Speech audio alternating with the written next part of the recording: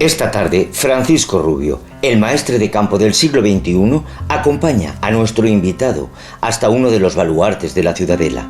Antonio Lecuona es un hombre grande por dentro y por fuera, pero sobre todo por dentro. Testigo y narrador de los aconteceres de nuestra tierra durante los últimos 35 años. Ahí es nada. Una vez, el maestro Abel Asturi me dijo que la radio es el medio entre los medios donde de verdad eres dueño de la palabra y de los silencios. Antonio tiene una voz grave, preciosa. Antonio modula su voz de manera exquisita, sin prisa, y diga lo que diga, lo reviste de verdad. Y de pronto eres consciente de que lo que dice, lo que cuenta, te interesa, te envuelve. Su voz ha sido la que ha flotado durante los últimos 35 años en los hogares jacetanos. Hoy le escucho, pero además le veo y descubro en su mirada un reflejo de ternura, de curiosidad por lo que cuenta. Su trabajo es como un largo viaje a lo largo y ancho de los últimos 35 años. Cada noticia, cada entrevista, cada reportaje, cada gala presentada. Y lo imagino con sus cascos y el micrófono sentado en los jardines de la universidad, en el refectorio de la Catedral de Jaca, en el Palacio de Congresos o en la antigua pista de hielo, o en los estudios de la Calle Mayor. Narrando, preguntando, entusiasmado y compartiendo a través de la magia de la radio esas miles de entrevistas, de noticias, sucedidos o anécdotas, porque todo lo que ha sucedido en Jaca durante las últimas décadas lo hemos conocido a través de su voz. Antonio sabe escuchar y escucha además con humildad, pero sobre todo, sabe preguntar con curiosidad.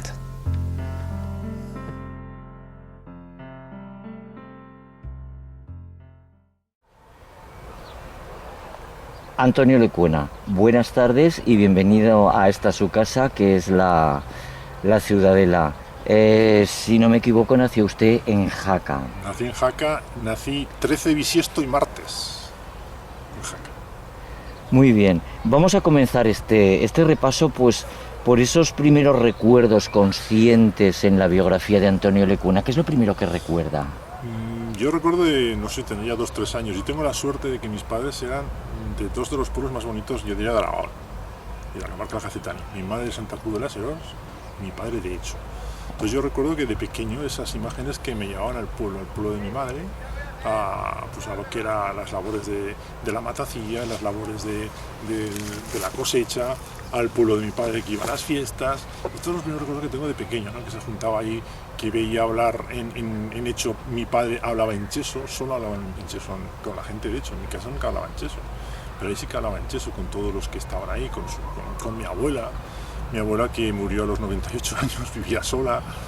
Esos son los pequeños recuerdos que tengo yo de cuando era pequeño, ¿no? De esos dos pueblos que afortunadamente, yo insisto, son dos pueblos preciosos, Santa Cruz de las Heros y el Valle de Hecho, ¿no? Entonces esos son los recuerdos que tengo ahí de las fiestas, de lo que se hacía, de la cara a la pastora que se tomaba, de todas esas tradiciones de la matacilla, del esquileo de las ovejas, todas estas labores, y sobre todo de la comida de subsistencia, ¿no? Que se llamaba antes. Todos esos recuerdos que en aquellas épocas estabas hasta aburrido, ¿no? Todos los días comer jamón, todos los días comer costilla de cordero, ¿no? Que ahora es delicatessen, ¿no? Todos los días lo que comían la gente que iba, mis tíos, que iban al monte, que comían migas, ¿no?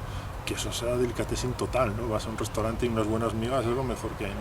Pues todo eso antes se hacía y es lo que recuerdo, o esos buenos tomates, ¿no? Tomates de la huerta, eso es lo que recuerdo de pequeño. O sea que son los sabores... Sí, los sabores, los lugares, los monumentos. Fíjate que en aquella época, yo recuerdo Santa Cruz de las Heros, que la gente extranjera, empezaron a venir los primeros extranjeros, yo pues estoy hablando hace 55 años, eran holandeses. Y venían ahí a ver la iglesia de San Caprasio y Santa María de Santa Cruz de las Heros, y la gente del pueblo decía, ¿pero usted a qué viene aquí? Pues hombre, la iglesia, la importancia de la iglesia, pues la iglesia, piedras, ¿no? Entonces no se tomaba la importancia de lo que se tenía, ¿no? Es una de las cosas que yo siempre luego en la radio siempre he intentado, saber lo nuestro y conocer lo nuestro y la importancia de lo que tenemos, que muchas veces lo desconocemos, ¿no? Entonces eran esos sabores de los lugares, las tradiciones, que muchas veces pues eran un poco como denostadas, pero sin embargo tienen una gran riqueza siempre. Porque aquello era como que no estaba de moda. Bueno, Antonio, si nos referimos a los primeros recuerdos que guardas en tu mente de la Ciudadela de Jaca, por otro lado tan vinculada a todos los jacetanos de una u otra manera, ¿cuáles son los tuyos? Mira, en Ciudadela hay, yo diría, tres partes. Por un lado, hace años era la parte interior, la parte exterior y la parte de convivencia. Voy a explicar. La parte interior era un cuartel, con lo cual no podías entrar al cuartel como otros cuarteles de Jaca, ¿no? Yo llegué hasta a conocer el cuartel de los estudios, no funcionaba como cuartel, pero era un cuartel. Luego la parte exterior eran los glacis. Yo estudiaba en el seminario Escolapios y era dar vueltas a los glacis. Era jugar los sábados y domingos, que tenemos muchas actividades, entonces no teníamos nada, entonces era quedar en los glacis. Entonces era jugar, el rey era el que tenía balón y el otro rey era el que sabía bajar al foso de la ciudadela, ¿no? Que era decir, porque claro, el balón es grandes probabilidades de que se te caiga al foso. Entonces, a ver, ¿alguien sabe bajar al foso? Vale, bien, alguien sabe, pues podemos jugar, ¿no? Porque no vaya a ser que se nos caiga el balón al foso y luego nos quedemos sin balón. Y luego está en la parte interior. La parte interior empecé a conocer con el Festival Folclórico de los Pirineos. En el año 77, yo tenía entonces 17 años, fue el primer año que estuve yo de acompañante de un grupo, que era el grupo de Cádiz. Y fue la imagen de la interculturalidad, ¿no? Fíjate, año 77, que todavía estábamos recién puestos en la transición, en la democracia.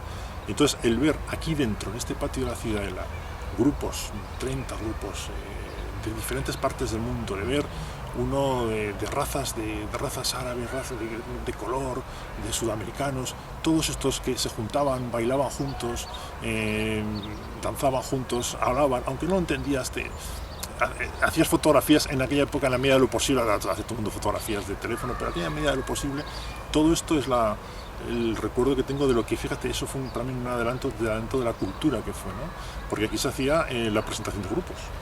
Primero yo fui acompañante de un grupo, de varios grupos durante varios años, y luego he estado en el festival muchos años, pues yo estando en la organización, ¿no? De la comisión artística, era el que presentaba los grupos y tal.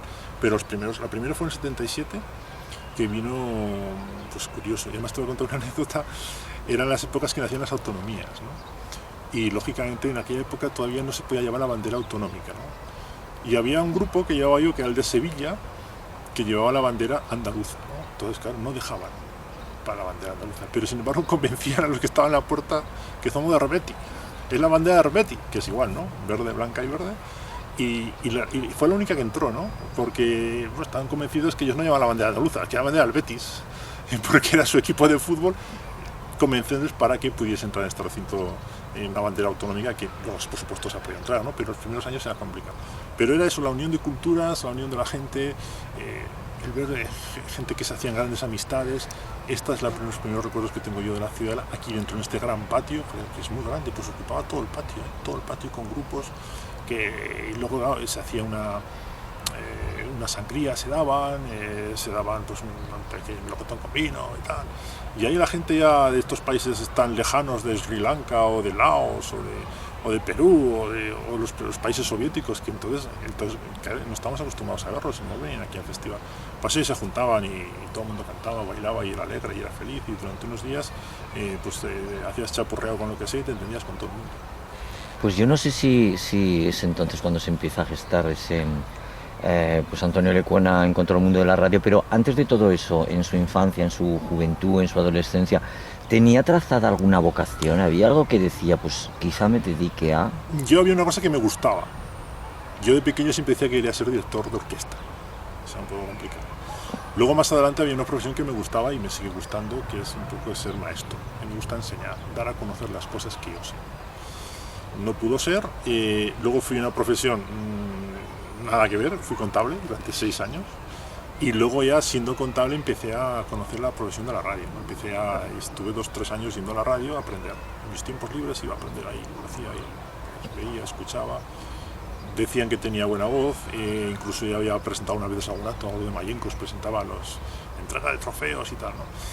Y bueno, pues a raíz de eso, pues empecé a hacer la radio. Pero sobre todo al principio lo que me gustaba de pequeño, me gustaba mucho la música, me gustaba ser director de orquesta, me gustaba tocar la batería, pero luego como profesión que no pude hacer, que en la medida de lo posible, pues lo he hecho, intentaba hacer con otras cosas, era enseñar, ser maestro. Siempre admiraba mucho a los maestros, ¿no? Y sobre todo admiraba mucho a los maestros que sabían enseñar, ¿no? Por eso siempre me ha preocupado a mí la metodología de la enseñanza, ¿no? De cómo enseñar, ¿no? Que para mí es fundamental, es muy importante. Lo que un día me dijo alguien que era el método descubrimiento-problema, o sea, enseñar a la gente, descubrir cómo se hacen las cosas, ¿no? Que cada uno lo vaya descubriendo, y entonces el saber enseñar eso es muy importante. De alguna manera, cuando uno a lo largo de su vida tuvo un buen maestro, no se olvida nunca de él. Si yo te pregunto, Antonio, el nombre de algún maestro de alguna asignatura a lo largo de tu vida que conociste y que recuerdas? Sí, yo recuerdo uno que era el padre José Antonio Jiménez, de Escolapios. Este era un evolucionado de su tiempo, este me no sé, en el 74, 75, o sea, hace muchísimos años. Pero ahora lo que hacía él, yo pienso que ahora sería de estos innovadores. Daba asignaturas de las supuestamente complicadas, matemáticas, física, química, y era un evolucionado de su tiempo, ¿no? Yo recuerdo que cómo explicaba las cosas. Hay una anécdota que él, en las corrientes inducidas, que son pues, conceptos así un poco complicados, que son corrientes inducidas, corrientes que se producen por sí mismas, y nos decía, mira, cuando veis vosotros por la calle, veis una chica muy guapa y os volvéis, son corrientes inducidas, por ejemplo. Y luego era una forma de dar las clases, de cómo entender las cosas, que no existían los libros para él, simplemente eran pues, ejercicios, aprender, y luego hacerte que toda la clase estuvieses atento y que te gustara esto, ¿no? Y entonces cosas incluso físicas o químicas te las demostraba él. Y un día íbamos a la pista hielo entonces un día se apuntó y nos dijo que nos iba a mostrar el principio de acción y reacción, ¿no? Entonces había en aquella curso que pues, gente jugaba hockey y nos dijo, poneros uno en cada punta de la pista y chocaros, ¿no? Y todos cuando se chocaba, ¿y qué pasaba? Pues se desprendían. Digo, pues eso es el principio de acción y reacción, ¿no? Con la misma fuerza que chocas te desprendes. Ejemplos de estos te daba, y la forma de las clases, la forma de aprobar. Muchas veces los examinadores, los alumnos eran examinados por sus propios compañeros, y eran sus propios compañeros quienes decidían si habías aprobado o no la asignatura. Para mí fue quien me marcó con diferencia, con muchísima diferencia. José Antonio Jimeno fue durante varios años que estuvo aquí en Jaca, fue quien me marcó. La verdad es que es un recuerdo, oyéndotelo, muy bonito y muy pedagógico para un tiempo en el cual quizá no estaba. Bueno, ¿cuál es el primer recuerdo que tienes tú en un estudio de radio? ¿Cuándo? No sé si lo puedes visualizar, si lo recuerdas, ¿cómo, dónde, cuándo? Yo la primera vez que fui a un estudio de radio, hay dos partes. Por un lado, cuando empezó Radio Jaca, pues me entrevistaron porque era entrenador de baloncesto, entonces fui ahí. Luego ya ya fui ahí, gracias a Javier Ferrer, que fue el primer director, que le dije, esto me gustaría, esto puedo venir aquí a aprender. Y yo, sí. Y la primera vez que hice un programa solo, digamos, lo hice con María Luisa Cajal, fue un programa de música clásica, porque entonces la programación local era mucho más amplia de la hora en cuanto a tiempo horario, y de 9 a 10 de la noche pues había un tiempo de programación local. Entonces, ¿qué hicimos? Pues un programa de música clásica. Entonces yo hacía música clásica con ella, y empezamos haciendo lo que siempre me ha gustado, divulgar la cultura, o sea, intentar, pues por qué Mozart era así, por qué Beethoven era así, y sobre todo la música española de compositores españoles, y así empecé yo en la radio, ¿no? Entonces buscamos, me acuerdo, una sintonía, que era la sintonía de Pompa y Circunstancias, de Händel, y bueno, pues a partir de ahí, cada día, tenemos una colección de discos, aquellos de la colección Philips, ¿no? Íbamos poniendo, y cada día pues poníamos música clásica, y así empecé en la radio, ¿no? Así empecé en la radio a hacer un programa de esto, lo hacía de 9 a 10, luego ya pues aprovechando la coyuntura pues tuve que empezar a manejar los aparatos, a hacer entrevistas, a hacer todo esto, a escribir, a hacer cómo se redacta la noticia, digamos, fue un autoaprendizaje, ¿no? Lo que hice yo, y luego ya después de estar 3 años así fue cuando pues tuve la oportunidad de poder entrar en la radio, que fue en el 85, hasta ahora, 35 años ahí en la radio. Una prolífica carrera, además, que yo no sé si, Antonio, alguna vez a lo largo de estos 35 años de los que hablamos día a día, que es decir, y decir mucho, ¿no pensaste, pues a lo mejor me tentaría salir de Jaca? ¿Lo has pensado alguna vez? No lo he pensado, primero porque he estado bien en Jaca, y segundo porque tampoco he tenido oportunidad, tampoco he ido yo a ofrecerme, tampoco me han ofrecido una opción de poder hacer otras cosas fuera. Yo estoy bien aquí en Jaca, y desde a mi casa, e incluso mi casa está muy cerca de la radio, siempre he convivido, pero vamos, tampoco ha habido opción de que un día me dijeran, podías irte. Como no he tenido esa opción, esa posibilidad, tampoco me lo he planteado. Hablábamos así de pasada de la voz, yo se lo digo, tiene usted una voz preciosa. Gracias. Además de ese, porque no era sencillo, que ahora, pues los millennials que los llaman, hablamos de la era digital, es todo mucho más sencillo, la era analógica que hablaremos después no era sencilla, pero esa voz que usted tiene, no sé, la ha educado, es natural, a través del canto. Digamos, es natural. Yo efectivamente estuve cantando en el Orfeón Gacetano, estuve yo un tiempo, en la cantaba de bajo. Y pues ahí sí un poco se educaba más, ¿no? Incluso me enseñaron a respirar, aquello de respirar con el diafragma, todo esto. Y después no he tenido. Lo que sí intento, por ejemplo, no sé, que eso me pasa a veces, pero no hablar cuando hay mucho ruido. A mí me gusta mucho hablar. Entonces tengo a lo mejor el defecto de cuando hay mucho ruido, mucha gente, pues hablo. Entonces te das cuenta que la voz te falla, ¿no? Intento no hacer esto, pues bueno, lo típico de no beber bebidas muy frías, bueno. Y sobre todo me pongo muy nervioso cuando veo que la voz no está como tenía que estar, pues porque estoy acatarrado, porque tengo una profesión que digo yo que cuando estoy acatarrado siento todo el mundo. O sea, cuando otra persona está acatarrada, pues entrarán sus amigos y su familia, pero es que a mí me sienta todo el mundo, o sea, pues estás un poco acatarrado, se nota enseguida.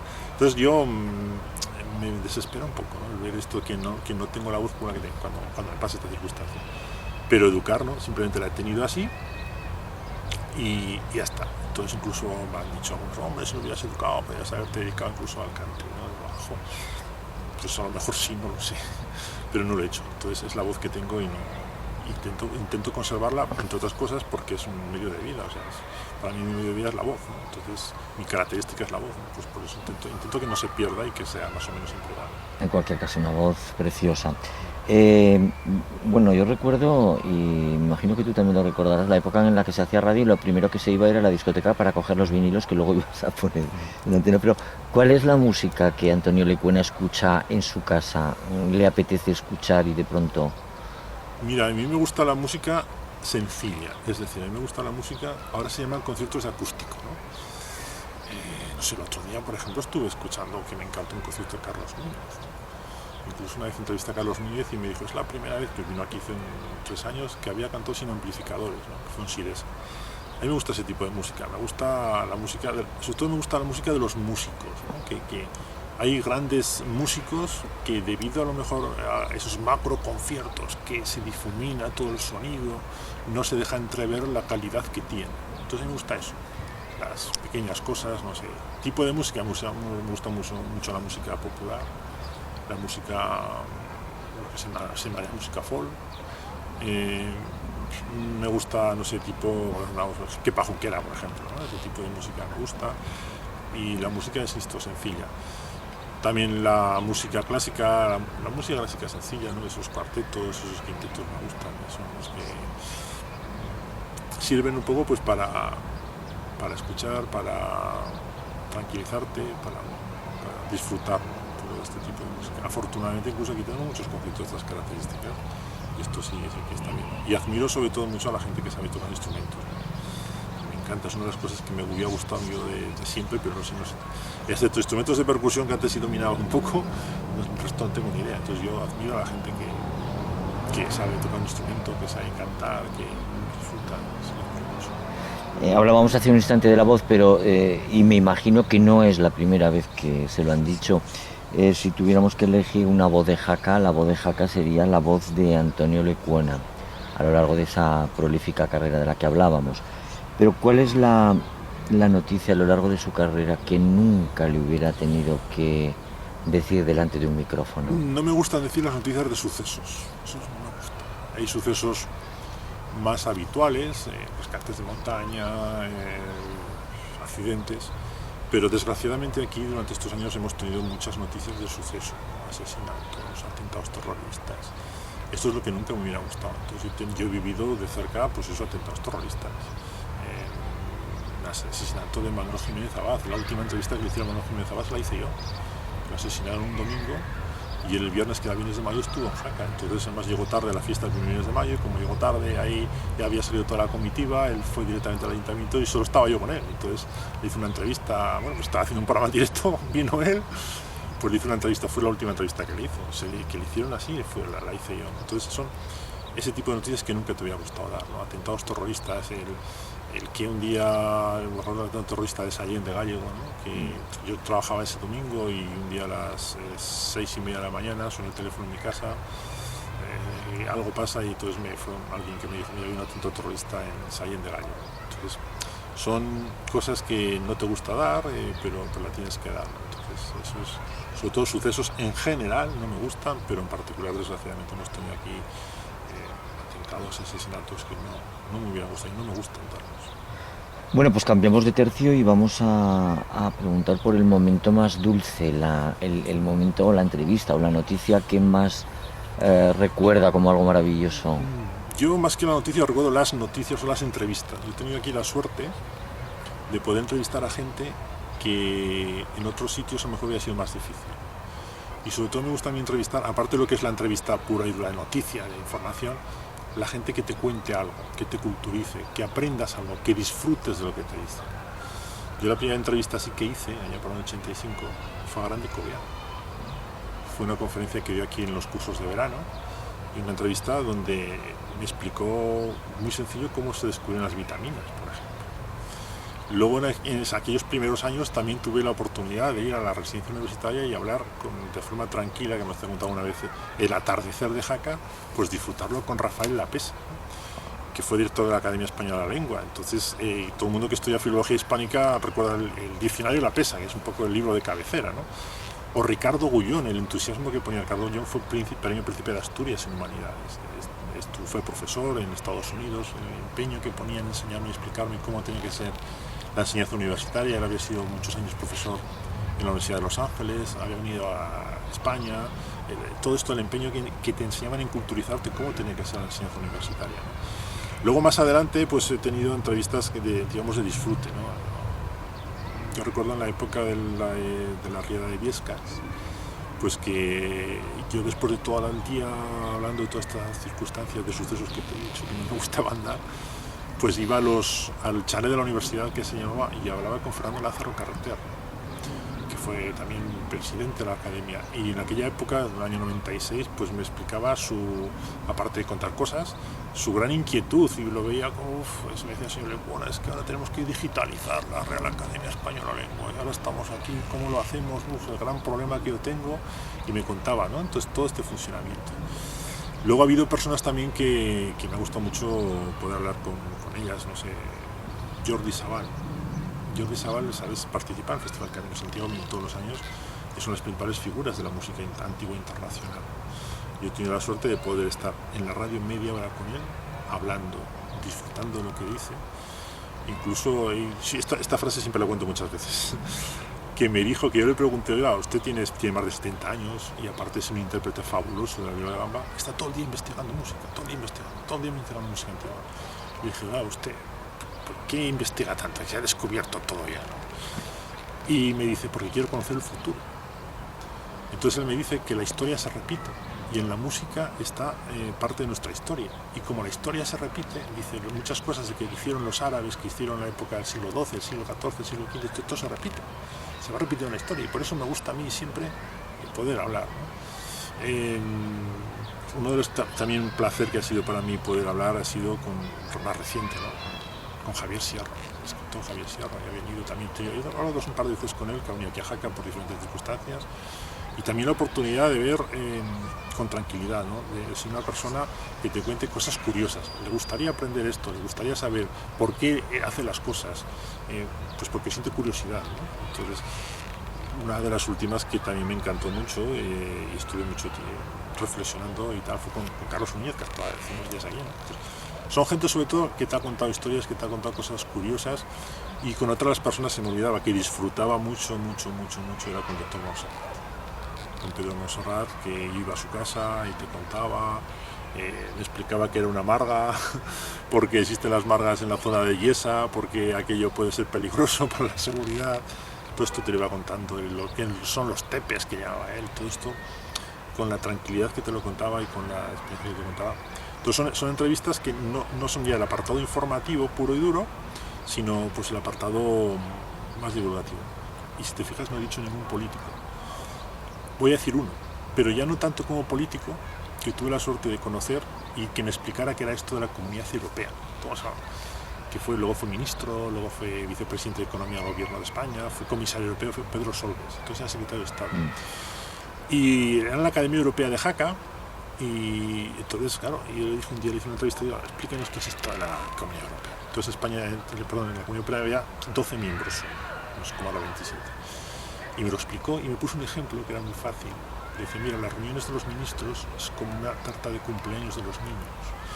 Tú imagina una tarta de cumpleaños de nata, de chocolate, de vainilla, diferentes sabores, que cada uno quiere una cosa, que me gusta esto, y que se tuvieran que poner de acuerdo 12 niños, antes de partir la tarta se tienen que poner de acuerdo qué trozo de tarta te gusta, hasta que no se ponga de acuerdo no partimos la tarta. Así son las reuniones de Consejo de Ministros, porque antes, sabes que antes todo tenía que ser por unanimidad, había 12 y como había uno que dijera que no, ya la cosa no iba adelante. Y eran las famosas reuniones hasta altas horas de la madrugada. Pues decía, así es la Comunidad Europea. Luego me explicó cómo funciona, cómo es el sistema, cómo es la aportación. Y me explicó que digo yo con manzanas más sencilla para que la gente entendiera, porque es eso que los países aportan dinero, luego se recibe España. Todo esto, tranquilamente, me explicó a título divulgativo y sobre todo me explicó a los oyentes que en la entrevista cómo funciona esto en la Comunidad Europea, que nos parece muy lejano, pero al fin y al cabo todo, ahora se basa todo en eso, todo se basa en toda la Comunidad Europea. Y luego hay también, mejor me alargo mucho, dos personas que luego fueron políticos, pero cuando las entrevisté no eran políticos, que me encantó mucho hablar con ellos, y sobre todo una conversación que tuve, que era Ángel Gabilondo, que fue ministro de Cultura y Educación, pues lo entrevisté cuando era rector de la Universidad Complutense de Madrid, y Felipe Pérez, que fue secretario de Estado de Universidades y luego antes era rector de la Universidad de Zaragoza. Pues aparte de entrevistarlos con él, de disfrutar de lo que decían con Ángel Gabilondo, me acuerdo que dio una conferencia en Jaca, los cursos de verano, de una de estas conferencias y dices, la ética. Yo me puse en el Palacio de Congresos, la última fila, y yo me pongo aquí, a los 5 minutos marcharé porque esto es muy raro. Y empezó a hablar sin papeles y sin nada, hablar, y después de hora y media dice, pues acabó, pues se pasó hora y media. Y habló de un tema aparentemente tan complicado, raro, ¿no? Entonces era cómo lo explicaba la gente. Entonces estas dos personas también, sobre todo, es que me enseñen y que expliquen cómo son las cosas. Son algunas de las que recuerdo, ¿no? Pues no sé, a Compay Segundo, se lo comentaba, a Compay Segundo, o Javier Sotomayor, las dos personalidades de Cuba, ¿no? O tú que eres actor, pues una de las primeras entrevistas que hice yo, aparte de Desplegante Cobian, fue a dos actores que, claro, yo los había visto en televisión y me parecían dioses y me parecían que esto, acercarte a ellos era muy complicado. Y vinieron a Jaca. Y no solamente eso, sino que les hice la entrevista conforme se estaban cambiando. En los camellos de Palacio de Congresos. Era Pedro Sinaga y Fernando Guiller, que hacía una obra de teatro. Ahí es nada, hacía una obra de teatro. Y fui yo inocentemente, sí. Y mientras estaban cambiando, poniéndose la camisa, poniéndose el pantalón, o sea que pues me iban contando cosas del teatro, lo que era el teatro, lo que era el teatro, todo eso, el funcionamiento del teatro, los problemas del teatro, el problema de que antes las compañías de teatro, me acuerdo, me decían eran muy grandes, entonces ahora son muy pequeñas, porque claro, ya te estoy hablando hace 30 años o más, porque ahora no es lo mismo mantener a 20 personas que a 5, todo eso me lo contaban estas dos personalidades, ¿no? Del mundo del teatro, de la escena española, que era Pedro Sinaga y Fernando Guiller. Hemos hablado de momentos dulces, también de momentos difíciles y, bueno, no te lo pregunto, yo lo afirmo. Hay una cierta predisposición, un cierto cariño con el cual te acercas siempre a los temas culturales y dentro de los temas culturales, y si me lo permites, hacia la figura, la institución de la Universidad de Verano de Zaragoza, de la Universidad de Zaragoza en Jaca. Ahí hay un cariño especial. Sí, y sobre todo, yo muchas veces, a lo mejor las cosas que no he podido aprender yo, en mis tiempos jóvenes, me gusta pues ahora conocerla y que la conozca la gente, efectivamente los cursos de verano. Si te has dado cuenta, parte de las entrevistas que te he comentado son de los cursos de verano, de gente que he podido hablar con ellos tranquilamente, de personalidades de la cultura y de la educación que me han contado sus experiencias. Entonces, en esto quien me enseñó bastante fue María Antonia Martín Zorraquín. Primero hubo un director, que será Don Serafín Agud, porque será Don Serafín Agud, que el primer año me dijo, ¿y usted por qué no hacen en directo las conferencias? Y yo estaba chino. No, es que la conferencia no es en directo, aparte que es complicado, esto la gente no. Y fue quien dije, bueno, pues igual hasta esto puede ser interesante. Por eso fue la primera que vi a Grande Cobian, que tuve la oportunidad. Y luego la que me inculcó sobre todo esto fue María Antonia Martín Zorraquín. Ella incluso me decía, señor Pona, ha venido Rafael Lapesa, le interesaría hablar con él, si quiere se lo llevo a la radio, porque claro, Rafael Lapesa a veces no podía subir los 4 pisos de la radio, y era muy mayor, entonces iba y lo traía hasta el ayuntamiento, y en una sala de ayuntamiento, donde luego fue la policía local, ahí les hacía la entrevista, o iba yo a la residencia universitaria. Entonces ella fue quien, y yo vi toda esta culturalidad y me di cuenta enseguida de la suerte que tenía de hablar con gran cantidad de personas que en Madrid o Barcelona no podrías hablar. Si quieres tú en Madrid hablar, hacer una entrevista a Rafael Lapesa o Lázaro Carreter, tienes que pedir ahí y tienes que ser un periodista de prestigio total y que te den una entrevista. Ahí no, ahí tú ibas en los jardines de la universidad o en cualquier sitio, súper amables, te contaban lo que quisieras y te enseñaban cosas. Entonces vi la gran suerte que teníamos de estar aquí todos, por eso tengo aquí una especial a los cursos de verano, sin duda. Bueno, es que, si me lo permites, quiero compartirlo con otros espectadores, y es que tú mismo me ayudaste en la confección del guión de Un sueño para Miral, el sueño de Miral para la Universidad de Zaragoza, y me diste un final para la obra. Y es algo tan bonito, que yo no hay día que no me acuerde, ¿no? Cómo la llamaban, y tú me lo dijiste tomando un café en el Pilgrim, además, Sí. la Universidad del Atardecer. Sí, la mejor asignatura que se estudiaba era el atardecer. Entonces esto, escucharlo a Blecua padre y Blecua hijo, que los dos han sido grandes personalidades de la cultura, o a Félix Monge, ver que decían lo mejor se está aquí, el atardecer, lo mejor que se estudia aquí. Aparte que sí, o sea, por las mañanas, la sintaxis y todo esto está muy bien, pero lo mejor aquí es el atardecer. Claro. Bueno, yo creo que tiene que haberlas por necesidad a lo largo de esa dilatada carrera. Venga, alguna anécdota que te ha pasado alguna vez. Una anécdota curiosa, pues yo una entrevista que le hice, hoy es el rey de España, entonces era el príncipe Felipe. Ajá. Y fue en Jaca, yo me enteré que, vine a esquiar, es que venía, y me enteré que iba a un partido de hockey. Entonces bajé y tuve la oportunidad de estar en el descanso con él, los descansos entre partido y partido, entre tiempo y tiempo. Se iba a tomar un café, entonces yo me solía invitar siempre ahí. Y tuve la suerte de poder hablar con él un cuarto de hora, que era un descanso de hockey. Y lo vi tan fácil que digo, entonces Alteza, ¿puedo hacer una entrevista? Sí. Y le hice una entrevista. Y era yo pienso, de los últimos 20 años, este será uno de los 5 peores días de esquí. Porque había llovido, vamos, a mares, ¿no? Entonces yo, la primera pregunta, Alteza, ¿qué tal el día de esquí? Y me dijo, ¿el día de esquí o el día de piragüismo?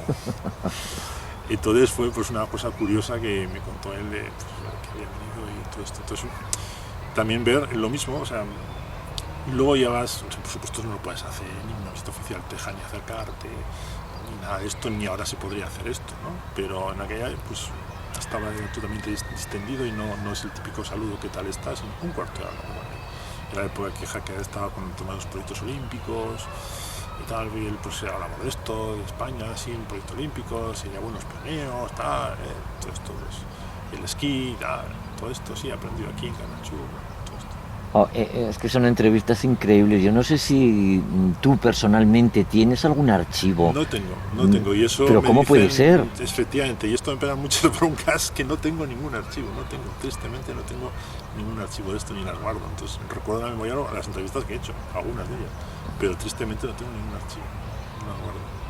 Bueno, tú has vivido en primera persona, igual que yo, esa transición que hemos sufrido entre lo analógico y lo digital, la inmediatez. ¿Cómo la has vivido? ¿Cómo?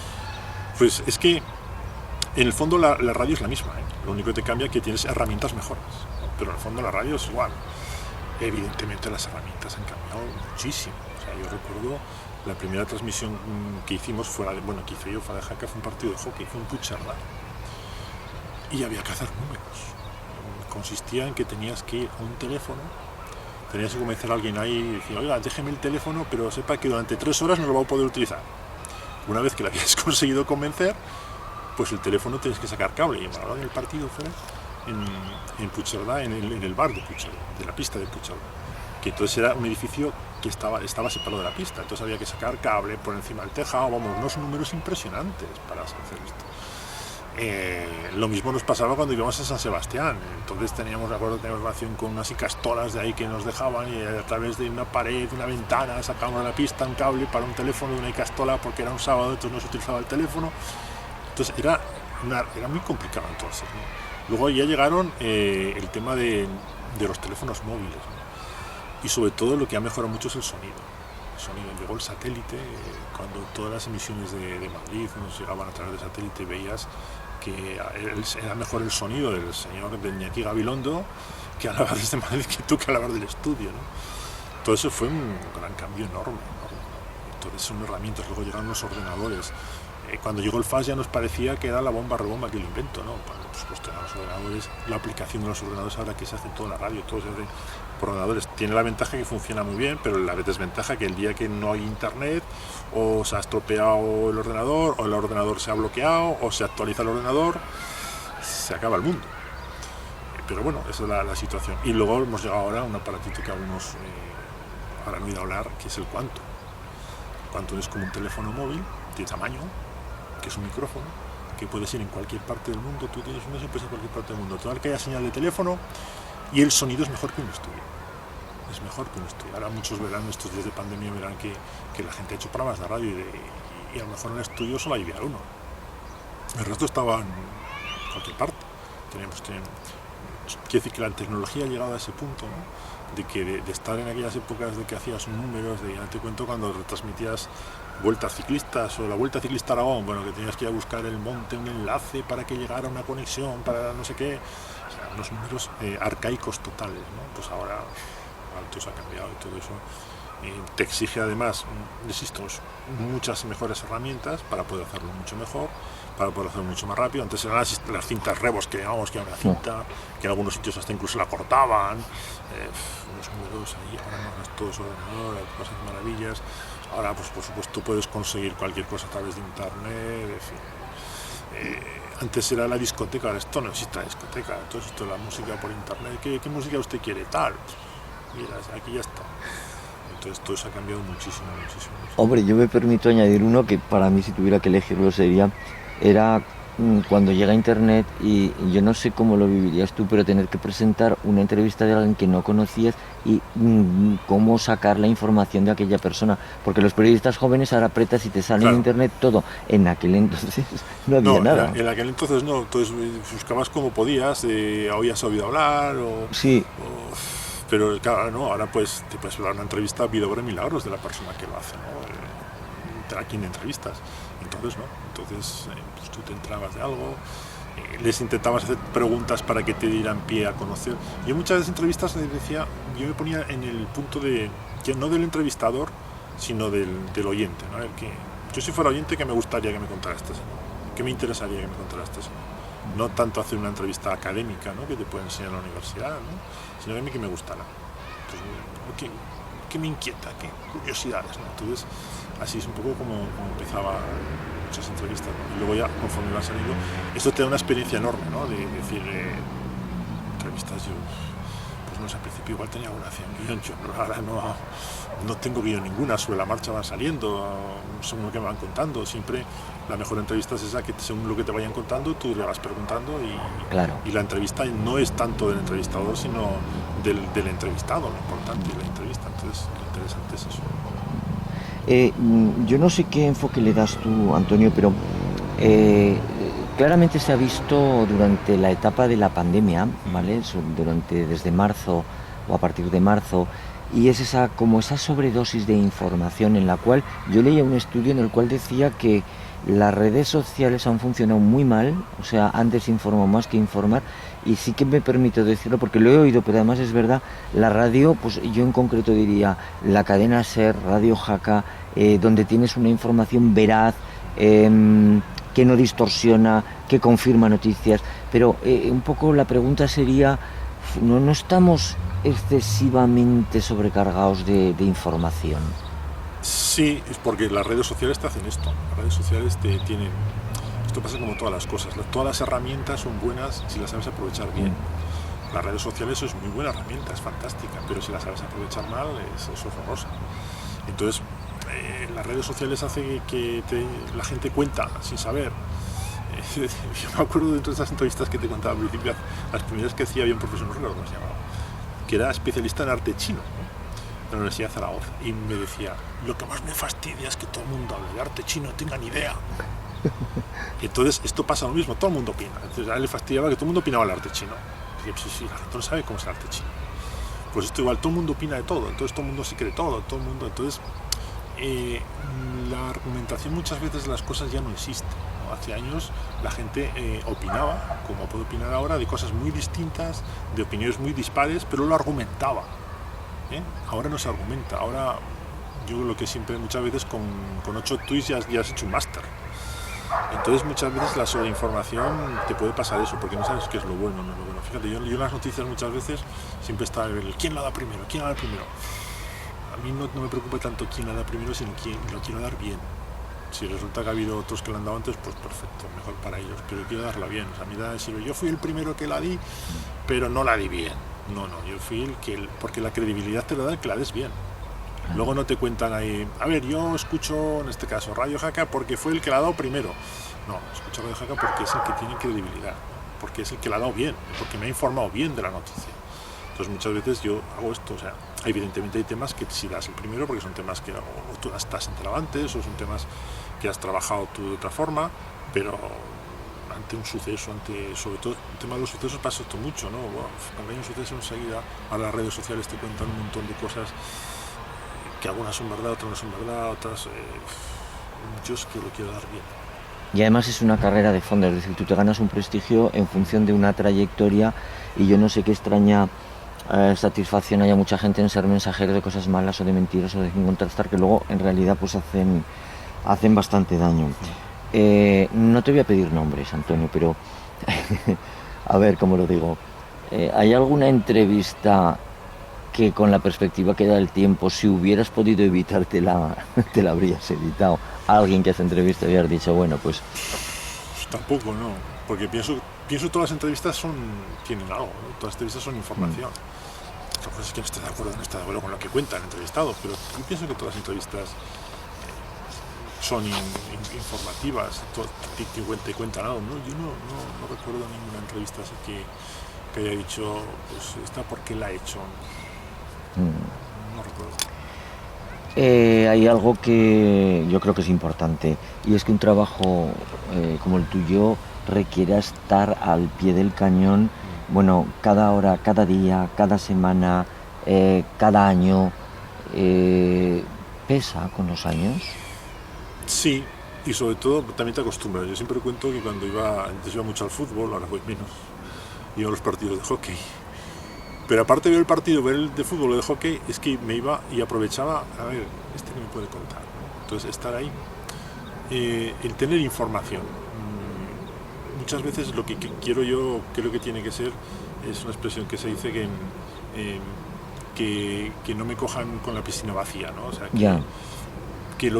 yo tengo información y yo cuento lo que creo que hay que contar, pero que no me cojan fuera de juego. Entonces muchas veces es eso, sí. Preguntas, yo siempre pregunto. Y con toda la información que tengo, digamos, me la almaceno, ¿no? Y la utilizo cuando la tengo que utilizar. Y sobre todo al preguntar, sé de qué van los temas y sé cómo está la situación, ¿no? Por ejemplo, ¿qué tal va el verano? Pues le pregunto a mucha gente, ¿qué tal va? Y con todo esto, pues me saco una idea de si va bien, lo que sea. Entonces sí, muchas veces tienes que estar muy pendiente.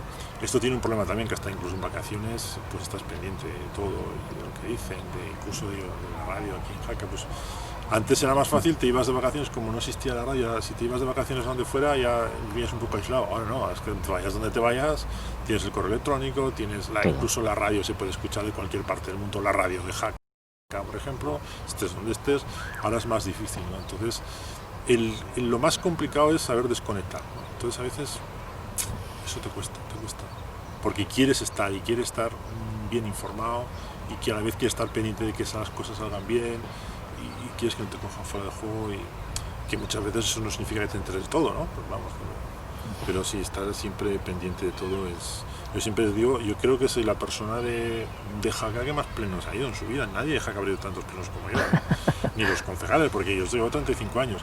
Fíjate, yo en los plenos cuento siempre, los primeros plenos iba y me ponía en el salón de ciento en la primera línea, ¿no? Ahí. Luego con el tiempo he ido, luego la tercera, la cuarta, luego al final. Luego ya salía a la salita que hay en la antesala del salón de ciento. Y ahora ya, pues como son a través de streaming, los veo, ¿no?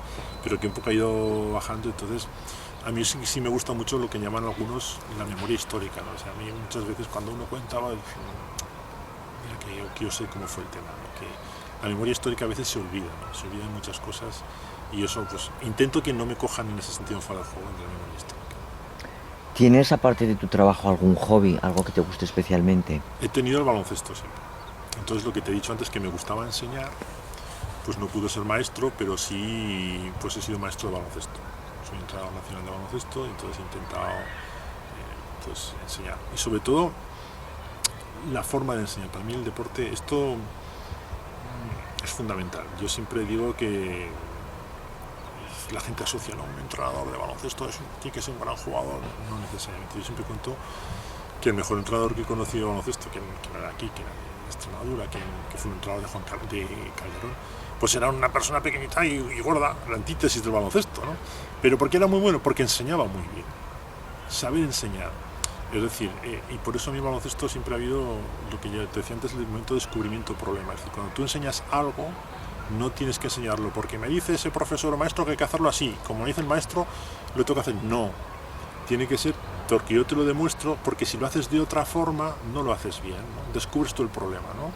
No sé, ejemplo, ¿cómo botar un balón? Pues se bota un balón no porque te lo diga un entrenador, sino porque yo te voy a decir, si lo haces de otra forma, ves que te van a quitar, que se bota mal. Tú mismo descubres que lo tienes que botar de esa determinada forma. O como una situación de juego o lo que sea. Tú mismo descubres que esa es la buena, pero la descubres tú, descubriendo tu problema. No porque te lo diga un entrenador. Lo mismo pienso que puede pasar en la educación, ¿no? Tú descubres que sumar tiene que ser así, no porque el maestro te diga 4 y 4 son 8.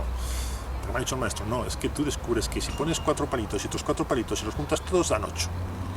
Eso es lo que a mí me gusta mucho. Entonces yo me gusta mucho debatir o hablar mucho de la pedagogía de la enseñanza. La pedagogía de la enseñanza para mí es fundamental. Muy bonito. Es fundamental.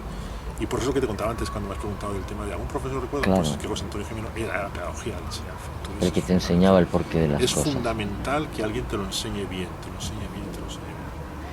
Bueno, Antonio, confiesa alguna manía, algún vicio confesable. ¿Eres supersticioso? No, tío, yo nací en 13 y si estoy martes, si fuera supersticioso. No tengo así ninguna. Me gusta ser un poco ordenado, pero no por ordenado, sino porque si eres ordenado, encuentras las cosas enseguida. Es decir, si tú colocas las llaves en el mismo sitio, siempre pues sabes dónde están. Si las pones cada día en un sitio distinto, lo mismo pasa en mi trabajo, ¿no? Me gusta pues poner los papeles aquí, esto aquí, lo que sea, ¿no? Las diferentes partes, ¿no? Y eso sí me gusta ser un poco ordenado. Más que nada por eficacia, no por manía, sino por eficacia, porque si cada una cosa... Y si a lo mejor te falla algún día que tienes esas cosas que está previsto que siempre las pones en un sitio y no están, ya te han liado, ya te pierdes, ¿no? Me gusta ser un poco en ese sentido, ¿sí? Costumbres de a lo mejor de estas. Antonio, hablamos de Jaca, una ciudad que ha sido, bueno, pues primera capitalidad del Reino de Aragón, de su catedral, de su ciudadela, de la Universidad de Zaragoza de la que hablábamos, arte, historia, cultura por todos los sitios y además a raudales, la nieve, el turismo. No sé, ¿hay alguna época histórica, algún aspecto de Jaca por el cual sientas alguna especial predilección? Yo me gustaría, o sea, yo siempre intento, y esto Belén Luque me lo enseña mucho, yo en la radio lo que intento siempre es, como yo no sé de casi nada, pero me busco a gente que me enseñe, colaboradores. La riqueza de la radio es tener los colaboradores que te enseñan cosas, para hablar de lo que sea, de la caza, de la pesca, del deporte, de lo que sea, buscar gente que te enseñe. Entonces yo tuve la suerte de con Belén nos ha enseñado a los oyentes muchas cosas.